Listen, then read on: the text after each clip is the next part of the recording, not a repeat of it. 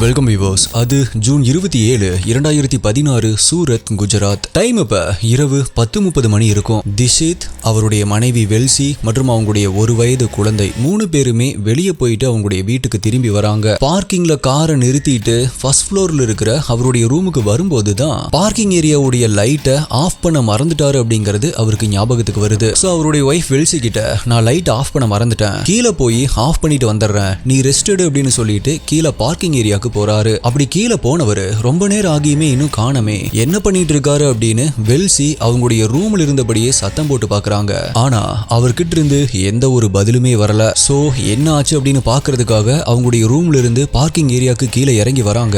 அப்படி அந்த பங்களாவுடைய லிவிங் ஏரியாக்கு வந்த வெல்சிக்கு ஒரு நிமிஷம் மூச்சு நின்னு போகுது. பிகாஸ் அங்க அடையாளம் தெரியாத முகமூடி போட்டுட்டு இருந்த 2 திருடங்க திஷித்த கத்தி மூனையில புடிச்சு வச்சிருந்தாங்க. இத பார்த்து பயத்துல உறைஞ்சு போய் நின்னுட்டு இருந்த வெல்சி கிட்ட, வெல்சி கழுத்துல போட்டிருந்த கோல்ட் செயின் மற்றும் காதுல போட்டிருந்த கம்மலை கலட்டி தர சொல்லி மிரட்டுறாங்க. பயந்து போன வெல்சியும் எதுவுமே பேசாம அவங்க கேட்ட நகையை கலட்டி தந்துட்டு, ப்ளீஸ் வீட்டுல இருக்கிற எதை வேணாலும் எடுத்துக்கோங்க, ஆனா எங்களை எதுவுமே பண்ணிராதீங்க அப்படின்னு கெஞ்சி கேக்குறாங்க. பட் அந்த திருடங்களோ அவங்க சொன்ன எதையுமே காதுல வாங்கிக்காம திஷித்துடைய கழுத்துல கத்திய வச்சபடியே அவரையும் வெல்சியுமே ஃபர்ஸ்ட் ஃப்ளோர்ல இருக்கிற ரூமுக்கு இழுத்துட்டு போறாங்க. அப்படி அந்த ரூமுக்கு போனதுக்கு அப்புறமா வெல்சி மற்றும் அவங்க குழந்தைய மட்டும் அந்த ரூம்ல இருக்கிற பாத்ரூம்குள்ள தள்ளி அடைச்சு வச்சுட்டு பாத்ரூம் டோரை வெளிப்பக்கமா லாக் பண்ணிருக்காங்க. இப்ப பாத்ரூம்குள்ள இருந்த வெல்சிக்கு வெளியே ஏதோ தள்ளுமுள்ளு நடக்கிற மாதிரியான சத்தம் கேக்குது. ஆனா கிளியரா அங்க என்ன நடக்குது அப்படின்னு தெரியல. அதே நேரத்துல வெல்சி அந்த பாத்ரூமுடைய கதவை உடைக்கிறதுக்கு ட்ரை பண்றாங்க. ஆனா அவங்களால அதை உடைக்க முடியல. இப்ப நேரம் சுமார் 11 மணி 45 நிமிடங்கள் இருக்கும். வெளியே கேட்டுட்டு இருந்த சத்தம் இப்ப கம்ப்ளீட்டா ஸ்டாப் ஆகுது. வெல்சியோ பாத்ரூம்குள்ள இருந்து திஷித்துடைய பேரை சொல்லி சத்தம் போட ஆரம்பிக்கிறாங்க. ஆனா அவர்கிட்ட இருந்து எந்த ஒரு ரெஸ்பான்ஸுமே இல்ல. என்ன பண்றது அப்படின்னு புரியாம பதட்டத்துல இருந்த வெல்சிக்கு அப்பதான் திடீர்னு ஒரு யோசனை வருது. அது பாத்ரூம் உடைய ஜன்னல் கதவு வழியா யாராவது காப்பாத்துங்க அப்படின்னு பக்கத்து வீட்டுல இருக்கிற நெய்பருக்கு கேக்குற மாதிரி கூப்பிடுறாங்க. இந்த சத்தத்தை கேட்டு வீட்டுல இருந்து வெளியே வந்த அந்த நெய்பரும் உடனடியா திஷித்துடைய வீட்டுக்குள்ள வராரு. அப்படி திஷித்துடைய ரூமுக்கு போன அந்த நெய்பர் அங்கிருந்த காட்சியை பார்த்து மிரண்டு போறாரு. அதே நேரத்துல பாத்ரூம்ல இருந்து வெல்சியுடைய சத்தத்தை கேட்டு பதட்டத்தோட பாத்ரூமுடைய டோரை ஓபன் பண்றாரு. அப்படி அவரு டோரை ஓபன் பண்ண உடனேயே வெளியே வந்த வெல்சி அங்கிருந்த காட்சியை பார்த்து தலை சுத்தி கீழே விழுகிறாங்க. பிகாஸ் அங்கிருந்த பெட்ல திஷித் கழுத்து வெட்டப்பட்ட நிலைமையில இறந்து கிடந்தாரு. இதுக்கப்புறமா என்ன நடந்துச்சு அப்படிங்கிற ரொம்பவே இன்ட்ரெஸ்டிங்கான மற்றும் ட்விஸ்டடான ஒரு கேஸை பத்தி தான் இன்னைக்கு வீடியோல நம்ம டீகோட் பண்ண போறோம். நீங்க பார்த்துட்டு இருக்கிறது சரவணன் டீகோட்ஸ். நான் உங்கள் சரவணன். வாங்க இன்னைக்கு வீடியோக்குள்ள போலாம்.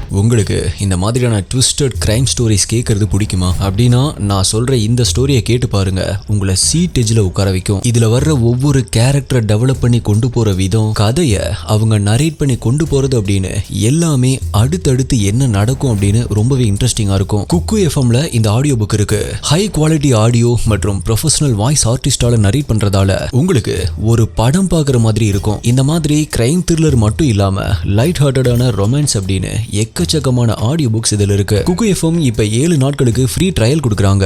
சோ நீங்க ஜஸ்ட் இந்த ஸ்டோரி எல்லாமே கேட்டு பாருங்க. பிடிச்சிருந்தா கண்டினியூ பண்ணுங்க. பிடிக்கல அப்படின்னா அந்த 7 நாட்களுக்குள்ள கேன்சலும் பண்ணிக்கலாம். லிங்க் டிஸ்கிரிப்ஷன் பின்ட் கமெண்ட்ல கொடுத்திருக்கேன், செக் பண்ணி பாருங்க. குக்கு எஃப்எம் கேளுங்க, மனதிற்கு பிடித்ததை.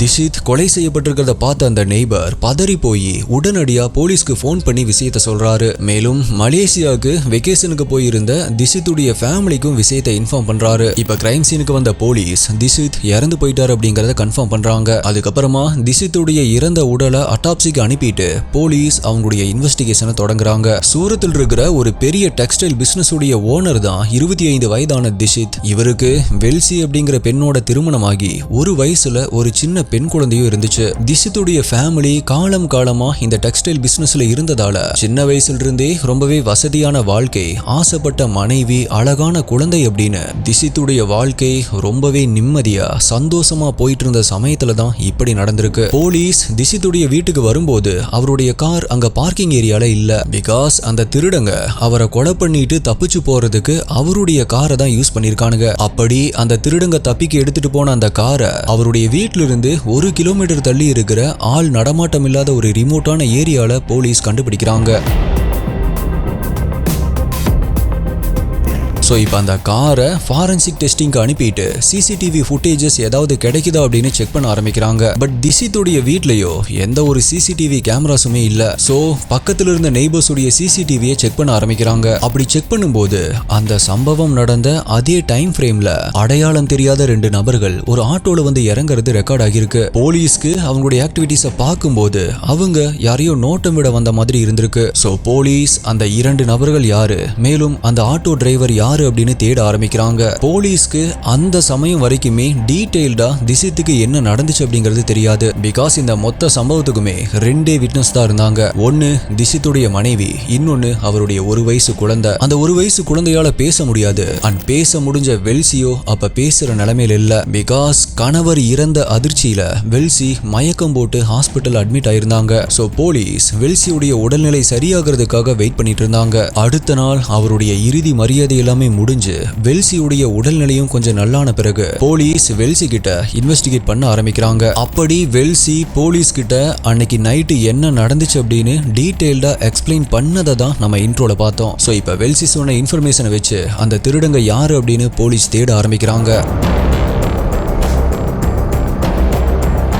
பட் போலீஸ்க்கு நடந்த இந்த சம்பவத்துல ஒரு விஷயம் மட்டும் ரொம்பவே ஸ்ட்ரேஞ்சா இருந்திருக்கு. அது என்ன அப்படின்னா, அந்த திருடங்க வெல்சி கிட்ட மிரட்டி வாங்கின அந்த நகையை தவிர அந்த வீட்டுல இருந்து ஒரு குண்டுமணியை கூட திருடிட்டு போகல. இன்ஃபேக்ட் திஷித் போட்டிருந்த கோல்ட் செயின், ரிங், அவருடைய ஐபோன், இது எல்லாமே அவருடைய உடம்புலயே தான் இருந்தது. அது எல்லாத்தையுமே அந்த திருடங்க தொடக்கூட இல்ல. அவங்க தப்பிக்கு எடுத்துட்டு போன காரை கூட ஆள் நடமாட்டம் இல்லாத ஒரு ஏரியால தான் விட்டுட்டு போயிட்டாங்க. சோ வெறும் 60,000 மதிப்புள்ள நகைக்காக மட்டும்தான் இந்த கொலையை பண்ணாங்க அப்படின்னு போலீஸால ஒத்துக்க முடியல. அப்பதான் போலீஸ் ஒருவேளை இது திஷித்தை கொலை பண்றதுக்காக நடந்த திருட்டு மாதிரியான செட்டப்போ அப்படிங்கிற ஆங்கிள் யோசிக்க ஆரம்பிச்சாங்க. பட் அதுலயுமே போலீஸ்க்கு உறுத்தலா இருந்த விஷயம் என்ன அப்படின்னா, வந்தவங்களுடைய மோட்டிவ் திஷித்தை கொலை பண்றதுதான் அப்படின்னா அவரை பார்க்கிங் ஏரியாலேயே யாரும் பார்க்காத போதே ஈஸியா கொலை பண்ணிட்டு தப்பிச்சு போயிருக்கலாம். எதுக்கு வீட்டுக்குள்ள போய் வெல்சிய மிரட்டி தேவையில்லாத ஸ்டன்ஸ் எல்லாமே பண்ணணும் அப்படின்னு யோசிக்கிறாங்க.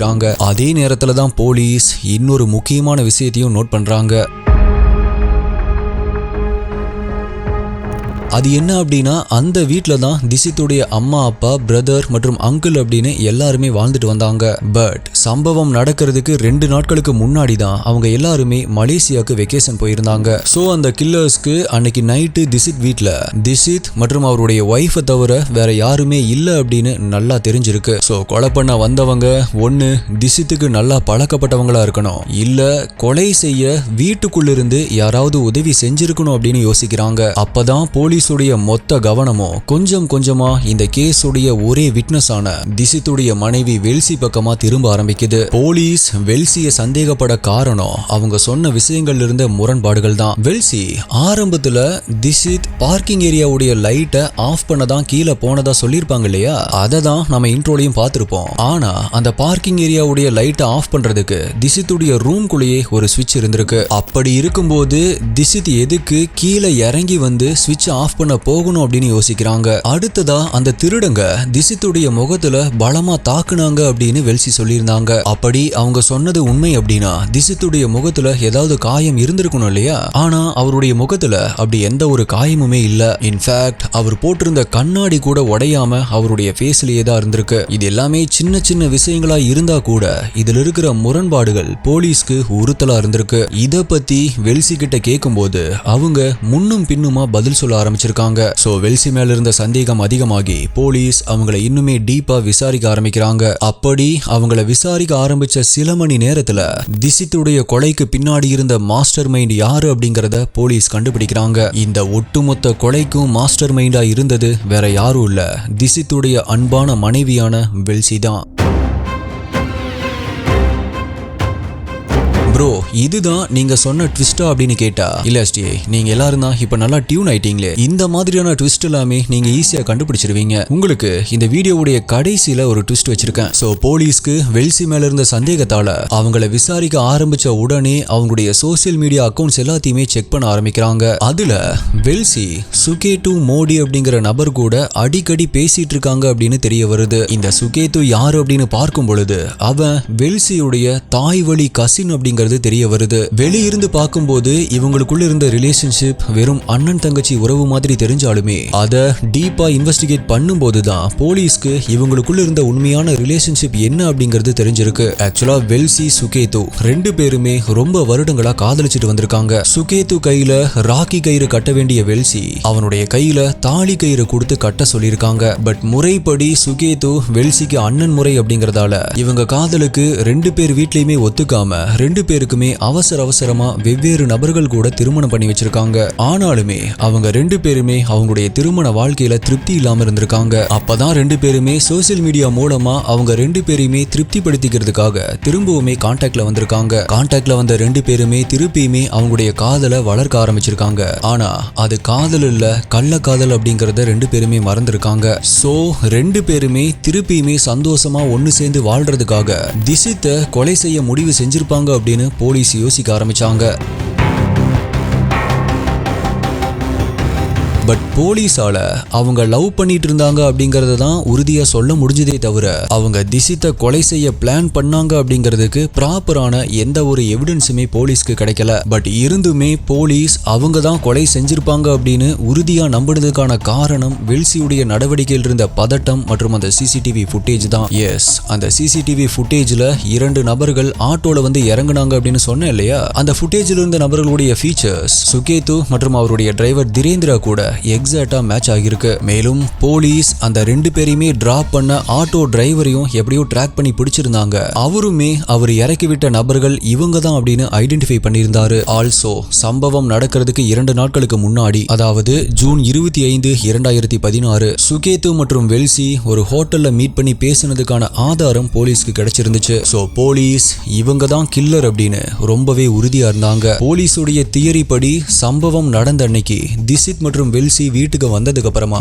வெல்சி சீக்ரெட்டா சுகேத்து மற்றும் அவனுடைய டிரைவரை வீட்டுக்குள்ள வர வச்சு அவங்க தப்பிச்சு போயிட்டாங்க அப்படின்னு கன்ஃபார்மா தெரிஞ்சதுக்கு அப்புறமா கத்தி கூப்பாடு போட்டு அவங்க நாடகத்தை ஸ்டார்ட் பண்ணிருக்கணும் அப்படின்னு போலீஸ் நினைச்சாங்க. வெல்சி எந்த அளவுக்கு பெர்ஃபெக்ட்டா நடிச்சாங்க அப்படின்னா இந்த கேஸ்க்காக ரிசர்ச் பண்ணும் பொழுது நானே இந்த வீடியோவை பார்த்துட்டு நம்பிட்டேன். அப்படி எந்த அளவுக்கு நடிச்சிருக்காங்க அப்படிங்கறத நீங்களே பாருங்க.